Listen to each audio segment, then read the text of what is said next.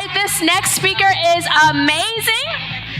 She is an author, speaker, entrepreneur who uses joy to activate others to pursue purpose. She graduated magna cum laude from Howard University, receiving her BBA with a concentration in marketing and dance minor. Launching Breeze Dance Place in 2018 through Joseph Business School, she created Breeze Bump and Dance class for expectant moms, taking her class on a 7-city tour at 6 months pregnant and continuing to dance until 4 days of giving birth.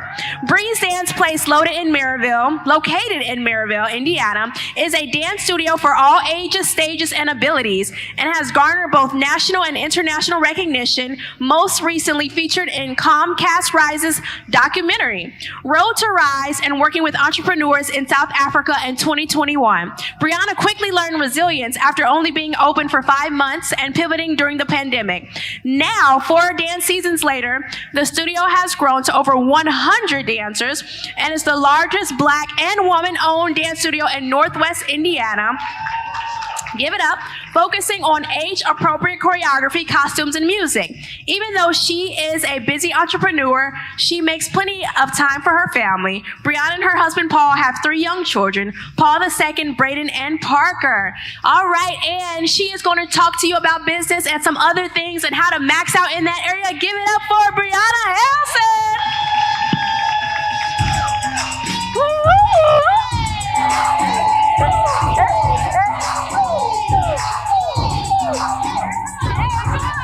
It's so cute. Look at our pin. Okay. Closer.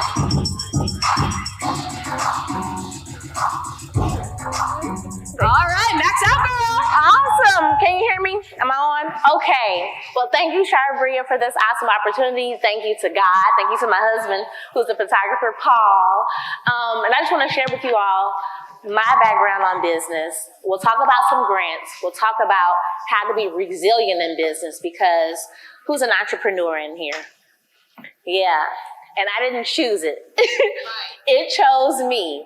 So I'll give you a little bit of my testimony, because it's definitely a lot of ebbs and flows, ups and downs to entrepreneurship, but I can say God is faithful. He's so faithful. So I graduated from Howard University, and at that point in time, how I felt back then was like, why can't my parents just afford to send me to college? Why can't I have a silver spoon in my mouth? Why do I have to go through this process of applying to scholarships and all of that, right?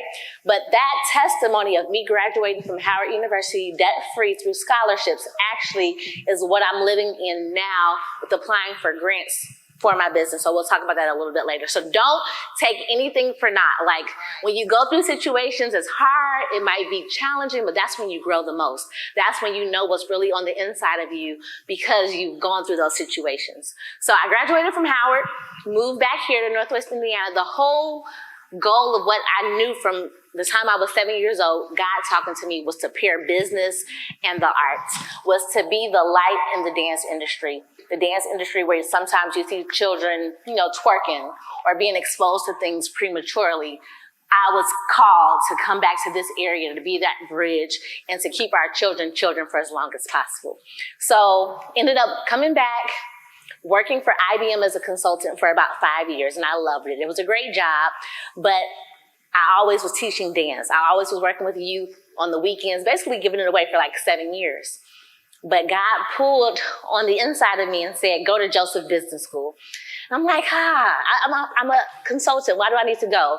But I ended up going, and Joseph Business School is through Bill Winston's ministry, where you learn about entrepreneurship with biblical principles. Back then, it was a 9-month program, and I enrolled in there, right, in October. In February, I found out I was pregnant with our first son. By April, I found out I was laid off from my corporate job. So I kind of just was pushed into entrepreneurship. I started with pregnancy and new mom dance classes, because first my mindset was just, okay, I'm going to start a dance studio. But then I found out I was expecting, and that's when God was like, do pregnant. Nobody was doing it. Nobody was, especially in the African American community. Y'all be tired when y'all pregnant, okay? Nobody want to work out, nobody want to dance. But I started that, and that's been the foundation of now what we are today, a multi-generational studio children from 2 years old all the way to 18, adults, parents, and just a light in the dance industry, right? So I was forced into entrepreneurship, and my thoughts was, God, you told me to do this? I'm a pop. I'm gonna be a millionaire. At the first, that's what they teach us. Like, believe God for your millions. But that didn't happen after that first year. And it actually was really challenging. I was at the point of wanting to walk away from dance.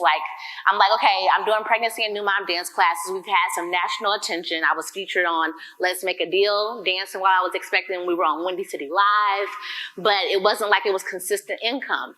So you would think that, okay, God will let me give up, right? But God doesn't do that, right? So he told me to open the studio. I'm like, how can I go from not making money to now opening a studio that requires so much more money, right? So I did it, but within that same time frame of me stepping out on faith to hear the voice of God, it doesn't mean that you won't be hit with trials and tribulations, right? So I signed the lease. It was supernatural how I found the property and all of that. Within 2 weeks of that, my mother has a massive stroke in addition to a cancer diagnosis. So that's in September, October. We have our grand opening. My mother passes away in December. I could have given up, right? But you can't. God gave me the grace to keep going. We started doing grief workshops that gave you joy through the process of grief. And then what happens 5 months later in March of 2020, the pandemic. So we're a new dance studio. We have been growing and hit 75 students, right? And then the pandemic happens. So easily I should have gave up then too, right? But no, God will give you the grace to keep on going. And I'm going to get into where we are now. I have to go back to tell you that God is faithful, that we haven't gone through, trials and tribulations. So the pandemic hits. We lose half of our dancers, right? So we go from 75 dancers and growing, and we drop all the way to 35 dancers. And we're still required to pay rent, NIPSCOs, all of that stuff for a building that we can't even use legally because the pandemic caused you to have to be home.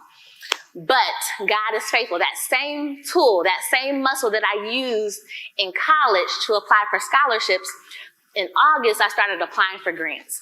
And prior to the pandemic, and prior to George Floyd, there weren't grants for for-profit businesses. Most grants were for nonprofits, right? But I'm a for-profit business.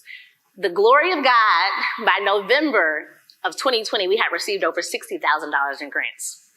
Now, in 2023, we've received over $175,000 in grants. We've had national recognition. We've had some amazing opportunities. So that's to say that when God gives you something at 7 years old, he put the gift of dance on the inside of me. I learned through the church. That's where my training came. I went to Howard, I got my business major, my dance minor. But don't take those little things that he's giving you, those seeds. Don't take it for granted. Even though the path wasn't straight to, a choreographer or a dance studio owner, it took little steps to get there, right? So I took a job as a substitute teacher.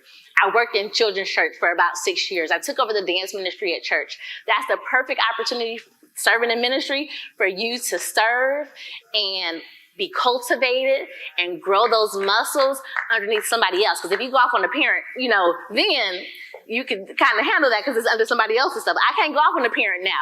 I did back then, but I can't do that now, right? So it's good to be trained underneath somebody else's, sewing into somebody else's vision. So Breeze Dance Place now, over 100 dancers. International success, national success. We went to South Africa. Me and my husband went for about a month as a business advisor over there. So just different, unique opportunities. We just got a $25,000 grant through Botox Cosmetic. They sent us to New York. We got another $37,000 grant through the Drew and Lauren Holiday Foundation, he's an NBA player. He plays for the Milwaukee Bucks. So I was just in LA about 2 weeks ago with them out there. So just different cool things that if I would have stayed, or because I got hired at BET when I was scared, right? If I would have went that route, I probably would not have had these experiences that I've had in entrepreneurship. So let's talk about business. Let's talk about grants and how you apply to them, how you find them. Once again, let me see who is an aspiring entrepreneur. Maybe you haven't started your business yet, but you feel like the calling on the inside of you for business. Okay. And then who are my businesses who have been around for at least 5 years or less? I would still consider you a new business. Okay. And then who are my seasoned entrepreneurs? Maybe 6 years and more. Any seasoned entrepreneurs? Okay. Because that is we just hit 5 years this year. and most businesses quit or fail. But I'm here to tell you guys that most of you are African-American females. You are the most founded people in the United States. Right now, you start 763 new businesses every day, but you're the least funded. So if you guys have been seeing what's been going on in the news with the Fearless Fund and there's lawsuit and all of that, we're really standing because they are supporting. Like I was second place in one of their grants. So if you see what's going on in the news, we want people to sow into Black entrepreneurs because we're doing so much. And really, when we create jobs for our community, it brings economic impact. So that's really like the purpose of really being for entrepreneurship. That brings in the legacy and the wealth for your family. That's how me and my husband have been able to get off the system and really like do things for our family, where I'm able to take them to school. I have 3 children, so a 4-year-old, a 2-year-old, and a 9-month-old. I'm able to be there with them. It creates flexibility. They see mommy and daddy creating something that they can be a part of. Okay, so my deck didn't come up, but I'm still going to take you guys through how to look for grants, how to find them, and how to apply for them. So if I were you, now it's a little bit different for me. I don't have to go look for grants. Like, they come to my inbox because I've just been doing it for so long. People send them to me.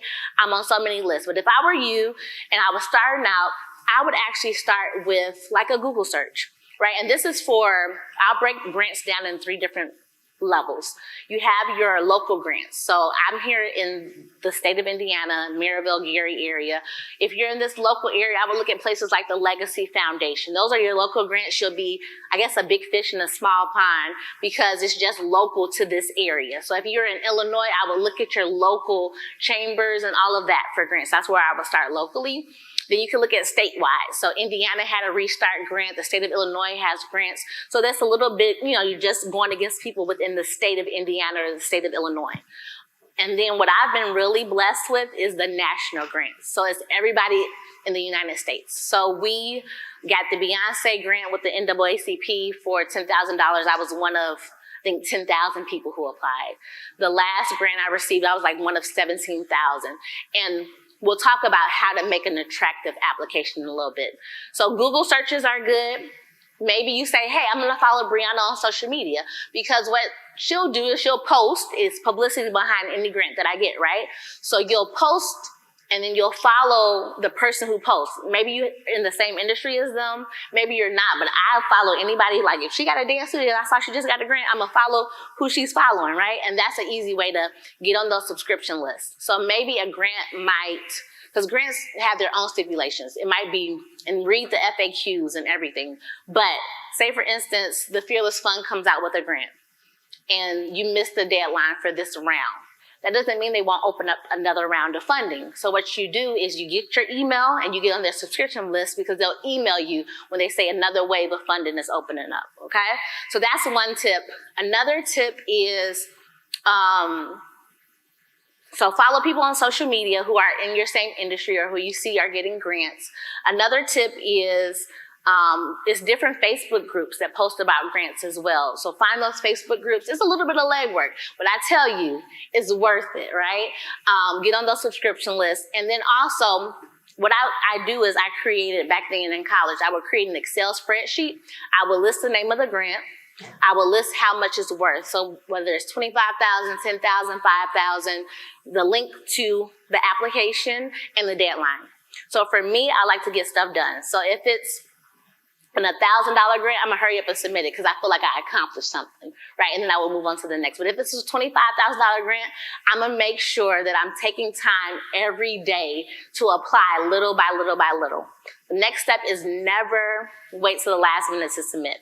You don't want to go through all this hard work and then you try to submit at 11:58 and then it crashes and you don't get your application in. So take your time, submit at least 3 business days before, because say, for instance, it's a glitch in the system, right? And it's actually a person on the other side of that grant application, meaning at first when you apply for grants, it might be an automated system saying, oh, she meets all of the specific criteria. So she's a Black woman, she has a for-profit business, she's located in the state of Illinois or Indiana, right? So that might just be automatic. A robot is checking that, right? But when you move over into the next step, these are actual people who are reading your applications, right? So that's my next thing, is make sure that even when you apply, you're giving yourself enough time, because the administrator might be on this other side. Maybe they go on vacation, right? Or 2 days out the office and something happens and you try to email somebody and you're waiting till last minute. So just give yourself time. The second thing is, with your application, to make it appealing, add personal touches of who you are in that application. So tell me this: I own a dance studio because I love to dance? That's option A.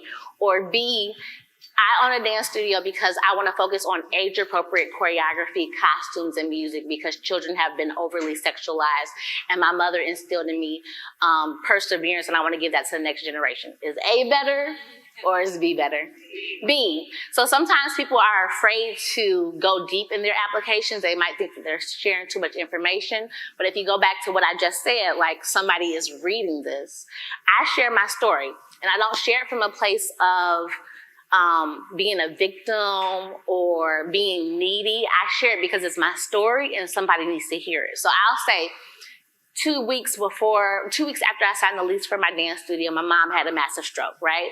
But she was the one as a child who gave me like just the freedom to dance. She was raised in a religion where it was shunned. Like, she couldn't dance, she couldn't do sports or anything, but she made sure that we participated in all of the things under the premise of doing it to the glory of God. So I'll share that. I'll share that it's been a dream, what we stand on, what we believe in, how much I invested in the studio before the pandemic hit. Like, I'll share all of that because it's my story, and I didn't go through it for nothing, right? And sometimes people are fearful or afraid or think they're oversharing. One thing is oversharing is this: I would never say, even if I feel this way, I would never say, oh, we just struggling. We ain't gonna make it. I need this grant money. Y'all give me this money, please, because I'm not begging. Even if I felt that way, I'm not gonna share that, because it's like, would you, as a personal person, would you invest in a business that you feel like is gonna close down tomorrow?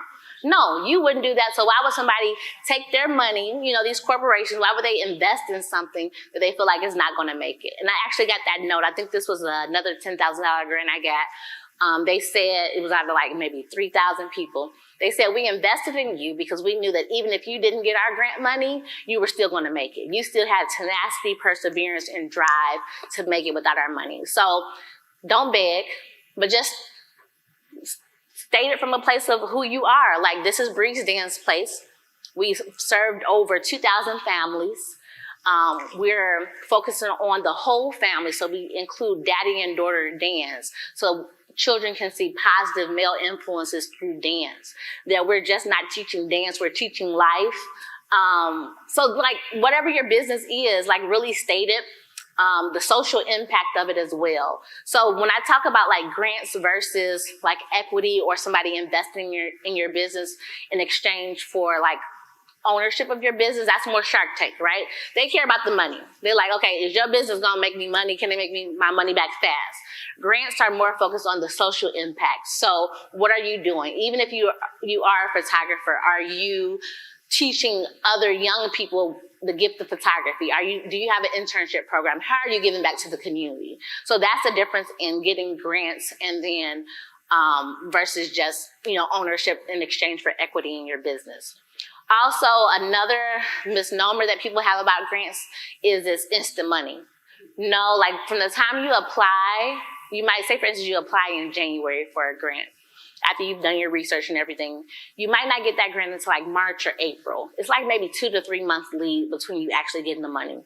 The other thing, let's talk about what you actually need to qualify for grants.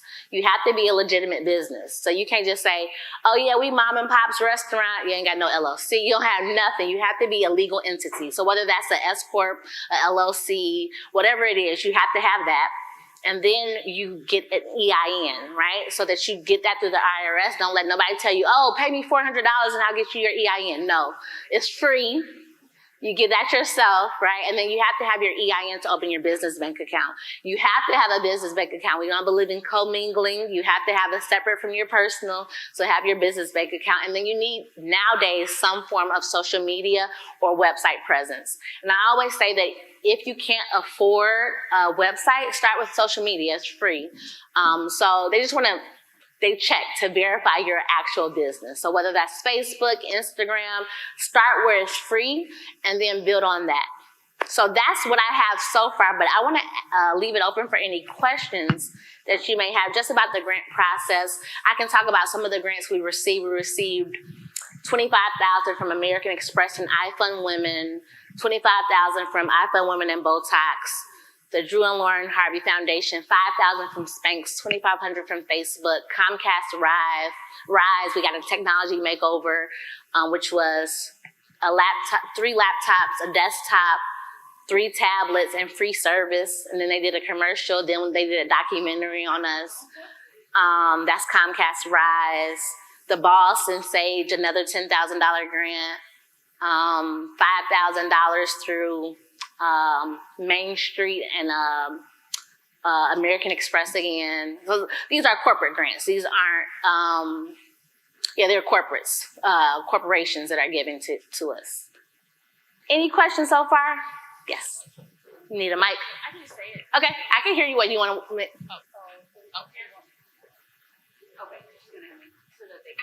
Yes. So I have a 2-part question. I mean, what the amount of grants and what kind you have gotten is so impressive. So first of all, I know you said follow different people on social media who are getting grants and everything, but can you even be more specific about you in particular, how you found these grants? And then number 2 is, what do you think you're doing? And I know you did the A and B example, but what are you doing that is making you stand out against 10,000, 17,000 applicants or 3,000 applicants, any 1,000 applicants? Yeah, I tithe. I do tithe. If it doesn't meet the need, it's a seed. So I do tithe when God tells me to tithe. And it's been hard. So like during the pandemic, like I know how it feels.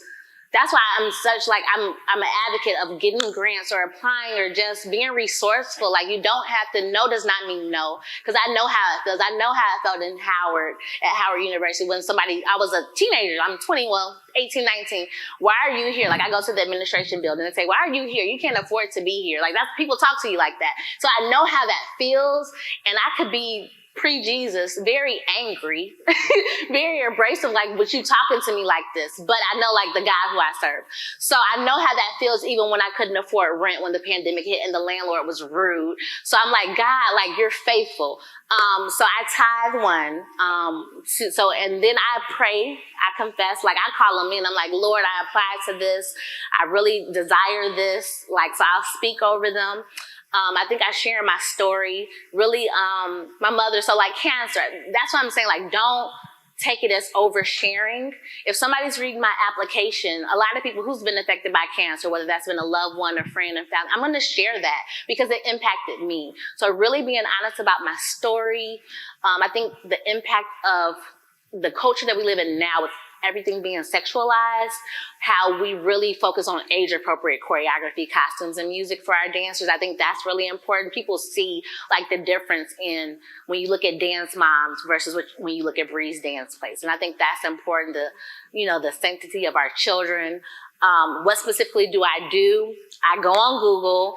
I see if somebody got a grant. Most of the time now, I know about them. Like, if somebody sends me, I'm like, okay, baby, I already knew about that. But prior to all of this, I would go on Google. Even when I was back in college, I set time aside. I'm intentional. So one day a week, I'm searching. I'm looking. I'm putting the reminders in my phone. I create a Google Doc, and every response, so every question, it says, what's your origin story? How did you get started? That might be the question for the grant, right? So I'll copy that question, put it in a Google Doc, and then my responses are in that Google Doc. So it doesn't take me an hour and a half to apply for grants anymore. It takes maybe like 10 minutes. Because I copy and paste my response, but I got 60 pages of, okay, they asked something, I'm going to Control F, find it in my document, tweak it to the response. But if you're starting out, start out Hello Alice. That is one. HelloAlice.com. That is one place that I've gotten like 3 grants from. That's one resource. I Fund Women. They not only do campaigns, crowdfunding campaigns, but they also do the grants. And you can submit on a universal application for that. But yeah, I follow social media. It's this girl named Ellie Talks on Instagram. I follow her. But most of the grants she posts, I already know about. So I get emails, and I don't know how I got on those lists, but I know that I followed something originally. I originally applied to something. I probably didn't make it through the first round, so I used my email and got on the list so that when it comes open again, I know about it, and I don't wait to submit. Like if I see it pop in my inbox, I don't wait. Like if I can get it done that day or the next day, I try to. And that's what happened. Me and my husband were invited to Beyonce's Black Business Parade luncheon. So they just had that on July 21st. And they only invited 150 businesses in the Chicagoland area. It was at the Four Seasons. It was nice catered. Michelle Williams was there. And out of those 150 businesses invited, 10 got $10,000 grants. I still applied, even though I had gotten the grant before. I'm like, Lord, let them have had some bad systems so they don't remember. But I still applied. I made it in to the luncheon, but I didn't wait. I told my husband about it. He told his friend about it. So they actually got in as well. But when I was helping somebody else and I went to go search it, because it was so many people who were trying to get in, they had shut the application down. So I don't wait. If I see a grant comes open, I'll try to do it within like 48 hours of it opening, because sometimes it's such a great response. People need money. They'll take it down because they can't go through all of those applications. They have to have a team. So Google searches, following people, getting on lists, creating like my answer sheet and keeping that so that I'm not recreating the wheel. And really, I pray, I tithe, and I command them in. I'm like, God, this is what I want. This is what I need. Like, you see, this is your studio. I don't need the studio. You told me to open this, so this is your bill. So yeah, that's really like my process. And I like to write and I like to read, but really showing impact. So if you are a business, what's your impact? Yeah, we make pies, but maybe we give back to senior citizens who don't have loved ones to visit them at the nursing home. So maybe once a week we go, or once a month we have pie time with seniors. Something that you're giving back, because that's the heart of grants. Any other questions? When you do the grants, how do you account for when you get the grant? When you get the money, you have to prove that you're doing what they said.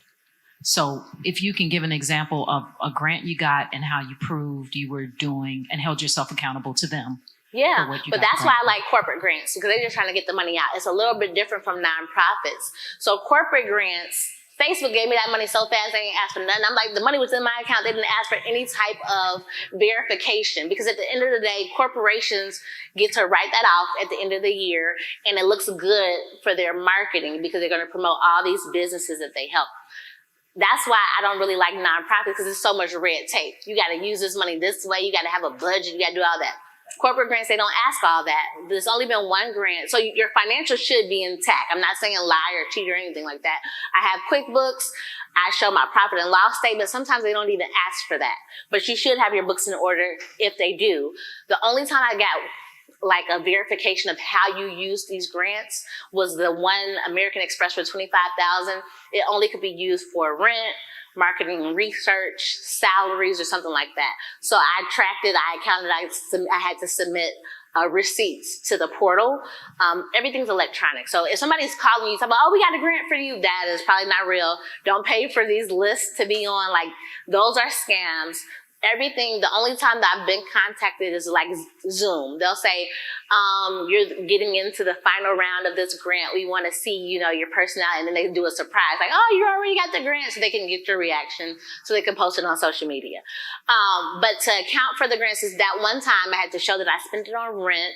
I think there's one coming up I have to show, but that's why I love corporate grants. Most of the time they're non-restrictive. So somebody said, look, this one grant told me, because it was for mothers, if you want to use use this on childcare. We're okay with that. Whatever it is to help make your life easier, because a lot of minority entrepreneurs are doing it all, like Ty was talking about, doing all the things, especially in entrepreneurship. When you start out, you're the marketer, you're the finance person, you're doing a program, you're teaching the class. I don't do none of that now. But at the beginning, until you work up, so it's really non-restrictive. Like, you can use it towards your business, and that's how you account for it. In my QuickBooks, I track it under grant income. Because it is income, you do have to add that to your taxes. Because sometimes only one person didn't care. They didn't send us at the end of the year the W-9, what is it? They didn't care. W-2, what is W-4? What is it that they send you back? W-2. Yeah, one person said we didn't care. We just wanted to get the money out. And that's why I love corporate grants, because it's benefiting them. The marketing, they're going to blow it up. Pine Sol had a $150,000 grant. They're going to blow it up. So in your mind, when you go into Walmart, you're going to think, oh, Pine Sol help Black businesses. Maybe I'll buy their product. That's really like the whole thing. They want to show that they're doing something in the community. Botox, if you go on their Instagram, you'll see my face. Like, you'll see our reels and stuff on. But I don't use Botox, but I'll use their money to fund my business. But we got a grant from Hennessy before. I don't drink Hennessy, but I'll take that money for my business. Okay, so any other questions about anything else? Yes.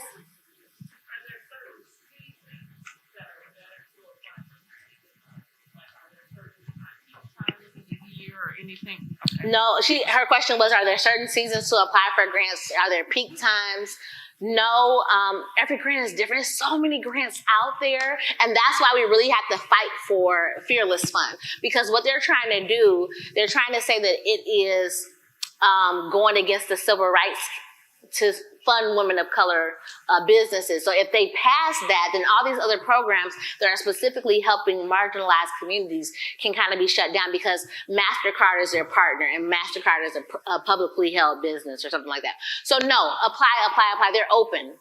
Grants come through all year round, and I would apply to all of them. You get nothing of what you don't apply to. Is that my cue that I'm on time? No, any other questions? Yes. Yes. Quick question. How do you actually know that they're scammers? I've actually applied for some, I thought, and then they said, oh, let me send you this list. And then they want money for the list. And like a couple of them I did pay for. My husband was like, oh, you should check this out. And I'm like, okay. And I didn't pay for it. And then they take you through so much. And then it ends up being really trash to me. And then they're like stalking you on email, and sending me things and saying, well, I've tried to contact you and this is my last time contacting you. That's how it starts, with the headline or the subject. And I'm like, what is this? And then I'm looking, it's the place that I apply to. So how do you know they are really scammers? Because I'm getting upset because I'm trying to apply for grants, but then I keep getting the runaround. So. Yeah, so I would say a legitimate corporation, like American Express, the names Facebook, iFund Women, those are the places. So a Google search can lead you to, so any search, when you search on Google, those first 3 things that return, those are ads. Those are not the legitimate website. So when you search Google for anything, those top 4 or 5 are scams. You should just know that in general. It's ads. It's not, they've paid to be at the top of those Google when you search anything. So scroll down a little bit further. And so I've only paid for 2 ones that I've won. So it was Enrich Her. I paid $37, so nominal fees.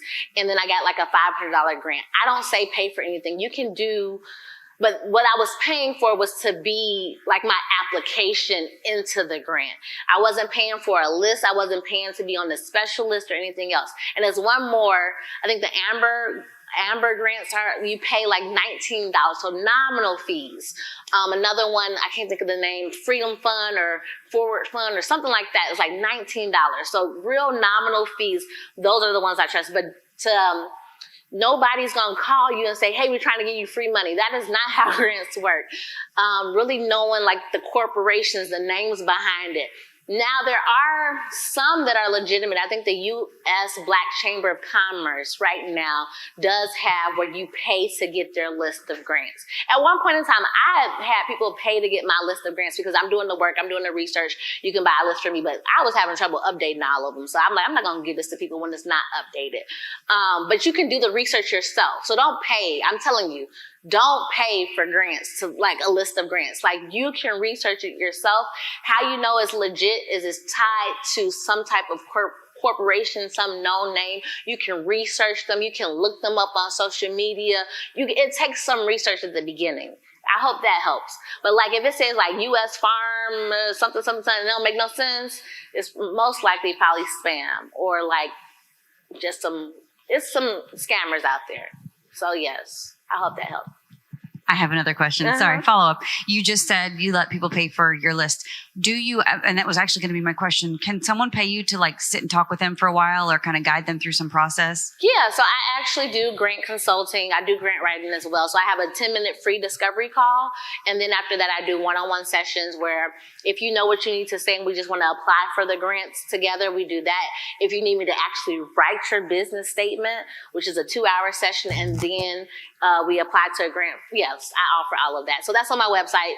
I don't have my deck, but BriannaHairlson.com, but we can talk after. I have a digital business card that you can scan just to get more information. But yes, it's money out there. Don't let nobody tell you it's not, because it is. And then Living Word, you guys have a pitch competition coming up.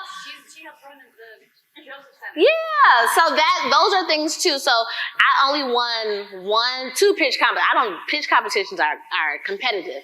I like grants because I can write behind the scenes and they pick me. But pitch, you have to stand on the stage, you have to talk about your business, and then the judges ask you questions. But it's still money for your business, and it's what, $10,000?